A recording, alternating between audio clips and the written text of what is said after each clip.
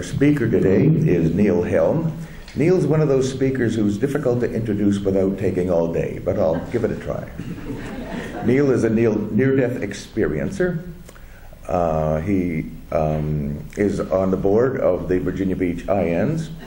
He's also a scholar in residence at Atlantic University, where he assists students with their research projects. As such, he recently wrote an article for Venture Inward magazine exploring the possibility that Edgar Cayce himself was a near-death experiencer and that contributed to his abilities. He spent his entire life as an astrophysicist of the highest order, no pun intended.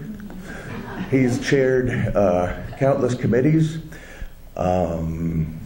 written innumerable research projects and papers, many of which are classified. One of the committees was exploring the nature of UFOs. He's chaired national committees for the Academy of Astrophysics and the Institute of Electrical and Electronics Engineers. He's helped put many satellites in orbit, helped put things on the moon, owned his own satellite communications company for a time. And if that's not enough, he's currently enrolled in a PhD program at Sophia University. One more thing, he's a really great guy. Neil Helm.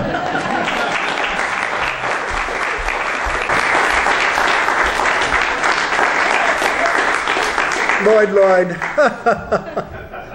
Good morning. Good morning. My goodness. How nice. How nice again to be back here with you.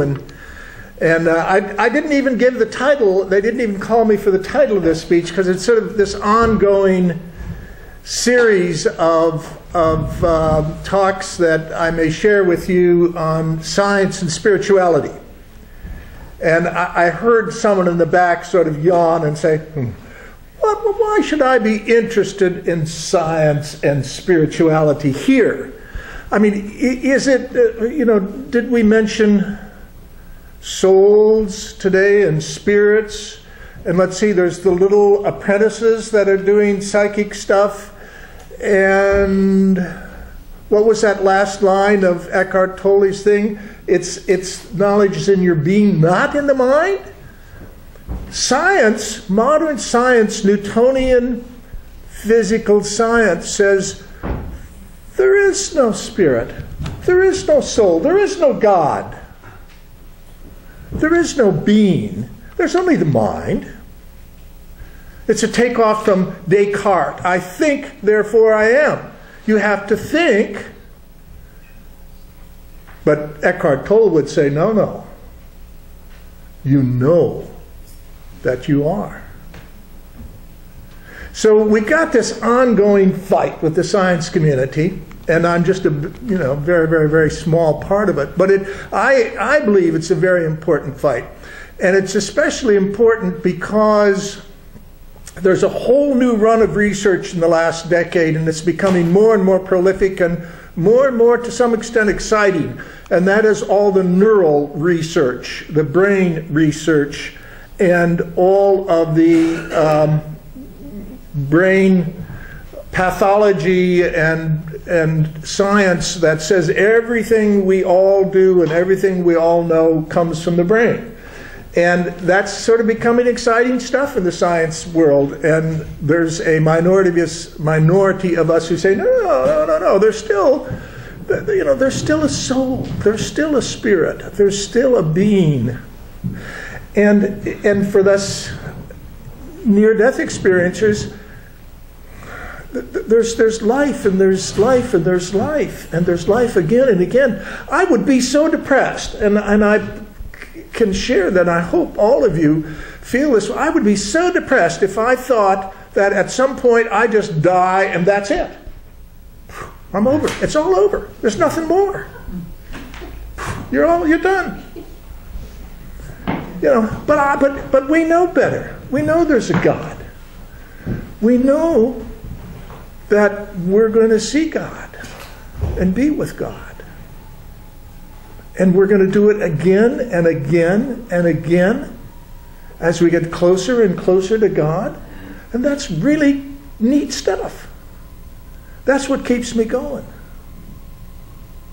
And again, the little apprentices, the psychic. After I had my near-death experience at age 5, you know, even 30 minutes after my near death, and I won't go into this in any detail, but God said, you know, be cool, Neil. You're 5. Don't tell your parents about this. They're just going to say it's a hallucination. And for goodness sakes, don't tell your first grade friends. They're going to laugh at you and say you're the goofiest kid, first grade or whatever. So I kept all of that to myself for a long, long time until this Raymond Moody guy comes along. By the way, I'm trying to get Raymond Moody here to speak here. I may not be successful, but I'm trying to get Raymond Moody to come here and speak to us. The father of the near-death experience, who first wrote that concept in 76, 75. So it really is important. And to us near-death people, all of this is really important. I mean, we have these experiences, and this experience is more than what is in your mind. It's an experience. And again, when this inner knowing that I received from God, it got more and more. And about age 10, I tell this brief story that I was sitting down and I was talking to my granddaughter this morning on the way in, just playing on the piano. And I was about 10 or 11 or so. I was trying to write this song. And it wasn't coming. And so I just said, God, help me write this song. Almost. I had the melody and the harmony, the words and the lyrics, 15 minutes. I thought, whoa, you can ask for things and it happens. That was the first big aha, mind-blowing. And then later on, age 13 or 14, God said, well, do you want to be psychic? And I said, well, I'm not sure what all that means, but I'm open to it. And all at once I got these psychic abilities and telepathy, and it goes on and on. Just be open to it. Just be open to those apprentices. Be open to it. And so there's so much in our world that doesn't match with the current scientific method. And just again, these psychic things, telepathy. You got telepathy, you've got clairvoyance, you've got precognition. And they get a little bit telepathy, hearing one another, sharing from one another. Usually people in the family can do this better because, by the way, it's all frequency. We're all frequency. And when I was on the other side as part of near-death frequency, everything is frequency. Everything is frequency. And we can manifest these frequencies, make them into loved ones, family pets, ourselves looking like something that we want to be looking like. But it's all vibration. It's all frequency. Everything in this world is, and I'll get to that towards the end, is nothing but frequency. We're all vibration. It's all we're made of. It's all the world is made of. So telepathy, and I tell this story, this had to be 40 years ago. And my father, I was sitting at home on a Sunday evening reading, and I had this feeling that my father was wanting to call me. And my father's a rancher. He was blinded at age 5 or 6, has really poor eyesight. And he just never, ever made a phone call. And this is 40 years ago out in a ranch where you have a phone on a wall. And my mother always made all the phone calls. And I had this feeling that my father was trying to call me. And so I sort of thought, okay, Dad, you can do this. Go to Mom's black book, and you'll find my phone number in there under Neil. And you can call me. You can do this, Dad. And so I sat there and the phone rang. And I thought, I've got to, again, prove to myself that this is the way it is. Picked up the phone and said, hi, Dad. And there was a pause. He said, hi, Neil. He said, how'd you know it was me? I said, well, and this is 40 years ago, long before call or ID. And I said, well, I just knew it was you. And I knew what he was calling about. He said, your mother is sick. And I don't know what to do. And my father usually knows everything to do. And I said, and at this point, my brother was out on the ranch and my folks were living in town, 30 miles away. So I said, Dad, take Mom. She was not primarily a big headache kind of thing. And I said, take her out tomorrow to the ranch. And I said, and I hadn't been there in a year or more. I said, there's some young calves that are just being born. Take her out there and get her in with the young calves, and she'll find the solution to her headache. And Dad said, oh, okay. So the next morning he took her out and went out to the ranch, and sure enough, there was a calf that was dying, that was not, couldn't tie up with its mother.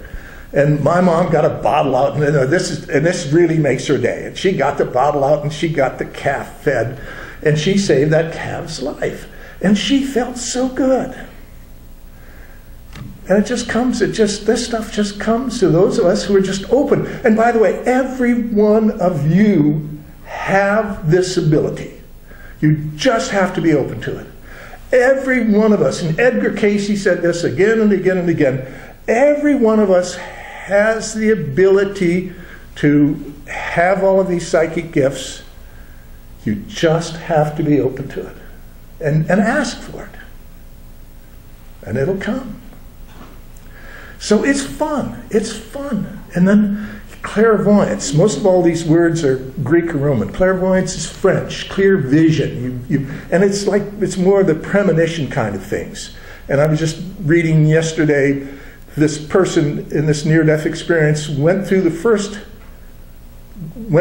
green light and slowed down. And sure enough, a guy ran a red light and would have hit him. But then later on, the truck hit him. And so the premonition works sometimes, not always, but it works a lot. But we've all had that. Now, again, you were just saying, sitting back when I said this, oh, I'm not sure I've ever had these premonitions, but you have. You remember them, the time when you were supposed to go to this store or this place, or you were supposed to turn here and you didn't, and all at once this happened, this most beautiful, exciting experience? Or this premonition did this and you didn't get hurt? You did the right thing? Those are all premonitions. This is all part of clairvoyance. You're psychic. We all experience it. We do. We can even be open to more of it. And psychokinesis, the moving of things with your mind, hasn't worked out very well. Most people aren't able to get that right. But we're working on it. Science keeps saying, well, you've got to replicate it. Again and again and again, you've got to be able to test it and replicate it. Otherwise, it's not true. And again, we say, well, there's souls, there's spirit. You can't. And the soul and the spirit is our oneness. It's unique to us. You can't replicate that. Your soul is different from my soul. Your soul is different from my soul. Your spirit is different from my spirit. So right away, we just clash with modern science. Precognition. I don't know why I've thought about telling this story. It's a story that's haunted me a bit. I was in first year at Georgetown University, and I'm walking from where I was staying in a sort of a boarding house up to the university for my 8 o'clock language class. I would walk by John F. Kennedy's house in Washington, D.C., and he had and this was always 7:45 in the morning, and he had as he was running for president, a little outside of his home every morning at 8 o'clock, he would meet with reporters. And many mornings he'd be out there on his front porch sweeping or getting ready to talk to reporters, and I would come by, and the first time or the second time he said, oh, are you a Georgetown student? I said, oh, yeah. He said, great. He said, great school, and we chatted, and it got so that every morning when I walked to work, I'd say hi to John F. Kennedy.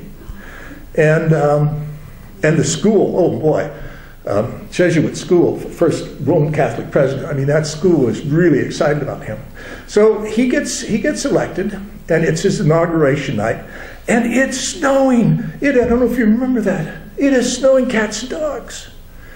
And all at once the city, this is unusual, the city said, all right, people come out with your shovels and help us clear the streets along Pennsylvania Avenue for the parade. So my class leaders, which I wasn't one of, said, all right, everybody can get a shovel. We'll go down as a class and we'll shovel out on Pennsylvania Avenue. So, and they came by where I was staying, and all the class leaders of mine, we were 14, 15, we were a very small class, 25 people in my class. It was all there was, very select group at Georgetown, and this Foreign Service group. And I had worked 2 weeks for Mike Mansfield. I was from Montana. So when LBJ, Lyndon Baines Johnson, was the majority leader, and I was a gopher as a runner. I was the lowest paid gopher on Capitol Hill. And I didn't like it. I stayed only 2 weeks. But during that time, I'd carry papers from Mike Mansfield's office to Lyndon Baines Johnson's office. And Johnson would curse. I'm just a messenger. Yeah. Why weren't those papers here sooner? I think to myself, I'm just a messenger. So anyway, but I wore, just to be a little bit obstinate, I wore an LBJ button to Georgetown, you know, in the world of Kennedy. Everybody supported Kennedy except me, initially. And so when we had the shovels, and all the people with shovels were there, and one of the leaders of my class said, well, Neil, you shouldn't be out here. You supported Johnson, and he didn't win. And he's only going to be the vice president. And it just, and it blurred it out. It just, I have no idea where this came from. Absolutely no idea. I said, quote, Johnson is going to spend more time in the White House than Kennedy. And it sort of stopped them, and they said, why? And I said, because Kennedy is going to be assassinated. I didn't know where that came from. I honestly don't, to this day, don't know where that came from. But out it came. And interestingly enough, my class never liked me because of that, from that day on. I'll go back for my 50th next year, and they'll still remember, this is the kid who predicted Kennedy's assassination. But this stuff, it happens, it comes out. You see, this is precognition. And then there's retro or post-cognition, and you go back to a battlefield of the Civil War, and you can see it. You can see how it happened. You can stand there. And things will happen. You have that kind of power as well. So all of this is important. All of this is important to be able to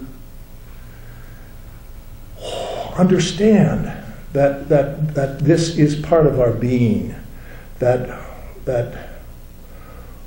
and we have consciousness that's over and above the mind.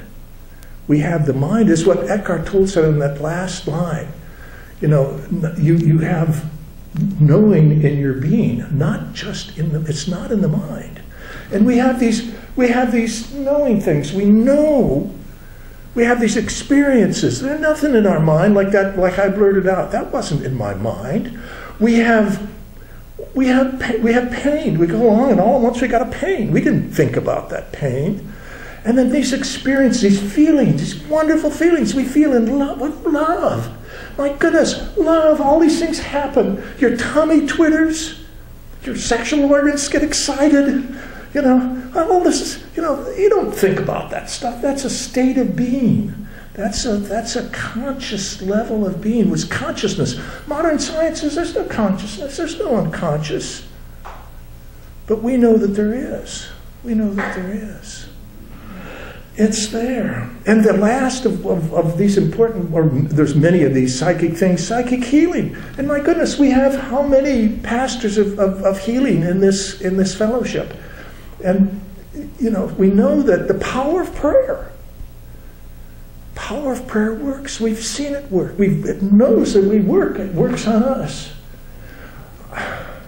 You know, so that we have to fight back a little bit against modern science, against this neural pathology, against this everything is in the mind. We have to fight back a little bit and say, wait a minute, there is other things. There's this consciousness.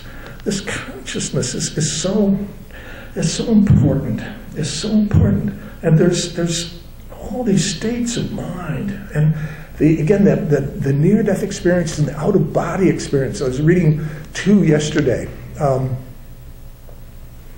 This Afro-American lady was lying on the table in operation. And she was lying there, and she had the out-of-body experience. This is the little quote there's becoming somewhat known in the ND community. And she's looking down at the table at herself. And the monitor goes flatline, and the one doctor says, "Is she dead?" And the other doctor says, "Yep, she's dead." And so this lady looking down said, and she was not very nice about this, "You no good doctors, I'm not dead." And she wrote about this later. And she said, and there's this little fat doctor with a mustache. And he said, "Is she dead?" And the tall, thin one said, "Yeah, she's dead." And, and she wrote this later. Said, these, guys don't know I wasn't dead.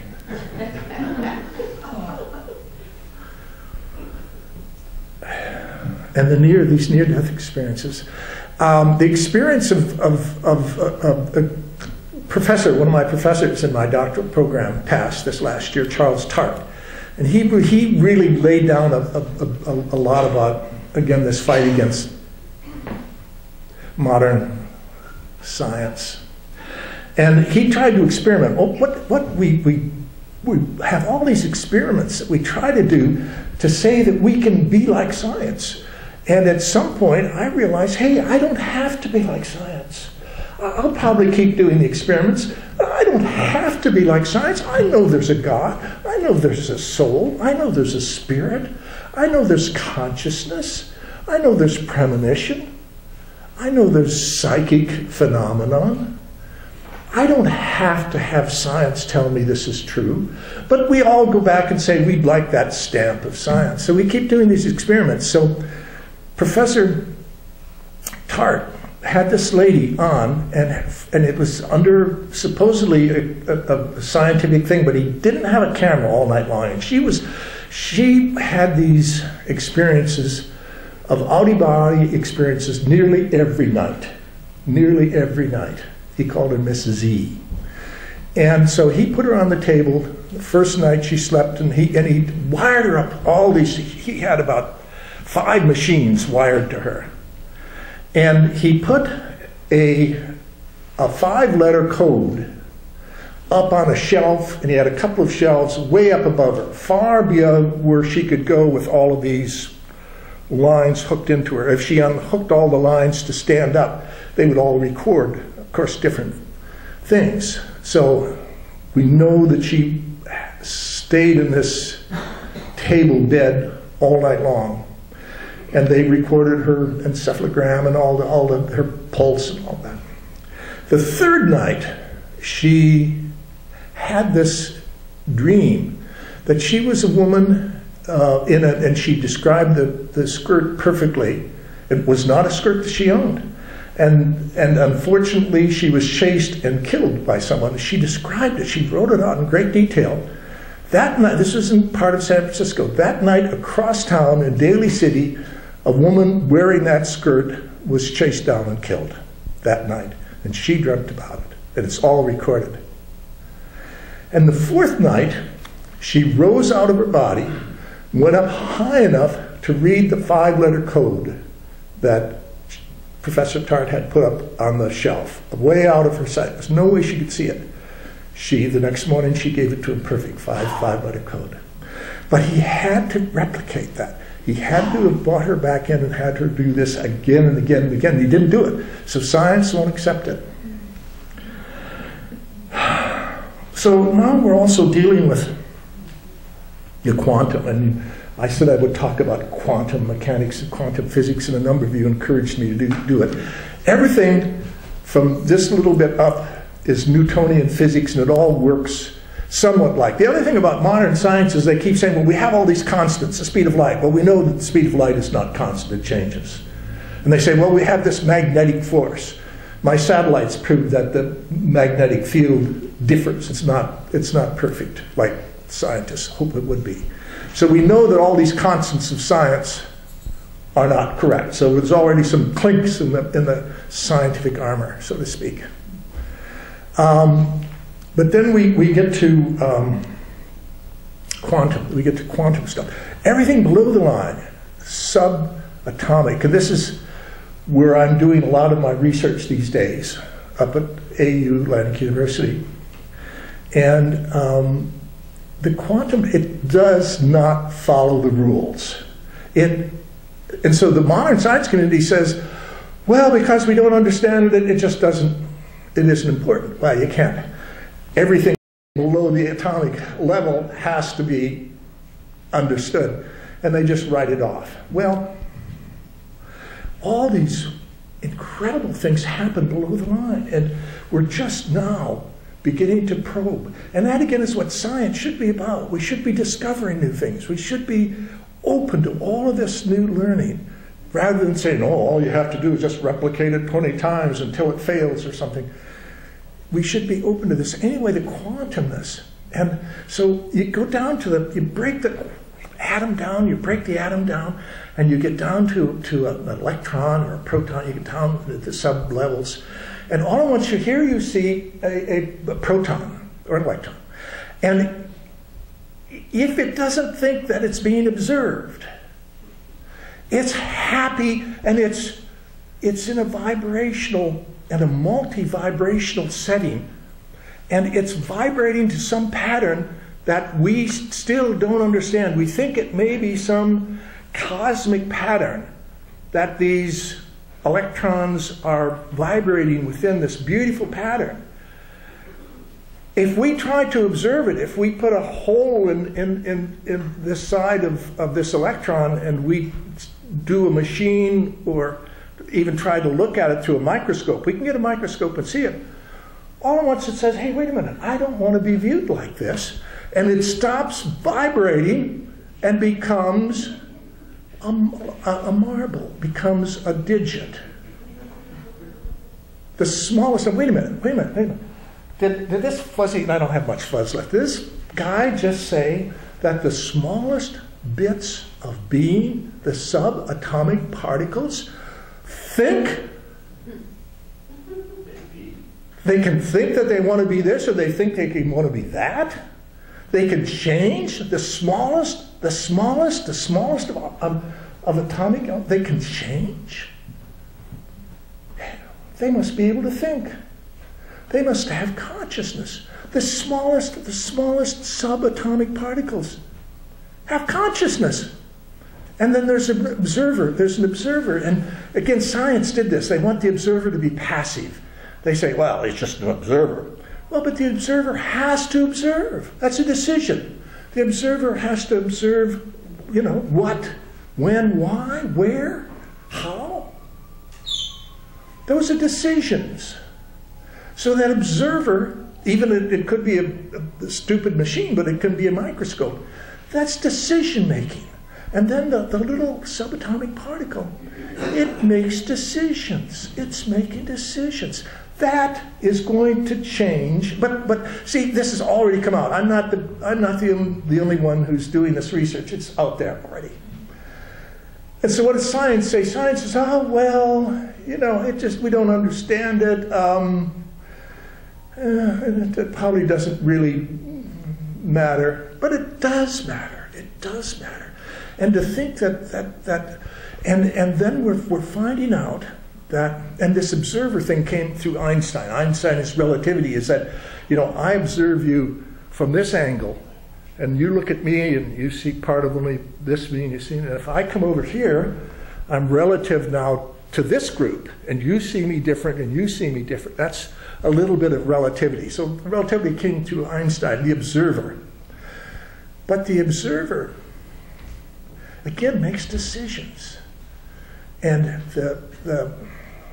what if we call the observer the passive? What if we were to call that The Creator. The Creator. The Creator. And then Einstein says, matter, vibration, energy, everything is vibration and matter, energy and matter. They're both completely interchangeable. But in the quantum world, again and again and again, they say consciousness rules over matter. You have to have the conscious decision before you have matter. That sounds to me like we have a creator who creates all matter, all things. Whoa, does science not like that? They do not like that. But that's where we are. And we're making these breakthroughs in science and in quantum mechanics and quantum physics. And there's a unity. And then that little decision thing in the smallest subatomic particle, we find it's not neural, it's not mind. It's made up of a protein, probably we think, that's in the walls of our body. It's not in our mind. That protein that makes that decision is inside our bodies, not in our minds. It's not a chemical electrostimulant like we have in our neural minds.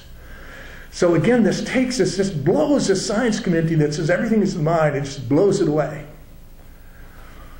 It's really exciting. And then there's a oneness, and everything of that small, and then if you're ahead of me, you realize what he's saying is that then everything is one. All these little vibrations, all of that, everything is made of it. Every table, every chair, every bit of us. And we'll all go back to these chairs and these tables and this building, and everything will go eventually back to dust. The only thing that will probably continue in the book of Akashic Records, as Edgar Cayce would say, are our consciousness, our thoughts. Those are the only things that will continue. But there's a oneness of all of the rest of this. There's a oneness of all this vibration. On this side, and on the other side, it's a oneness. And so that when we get, as our closing today, and we do our oneness song, and then our which is supposedly the first sort of primordial word, Om. Realize that we are one. We are sacred. We are spirit. We are souls. We are one. Thank you.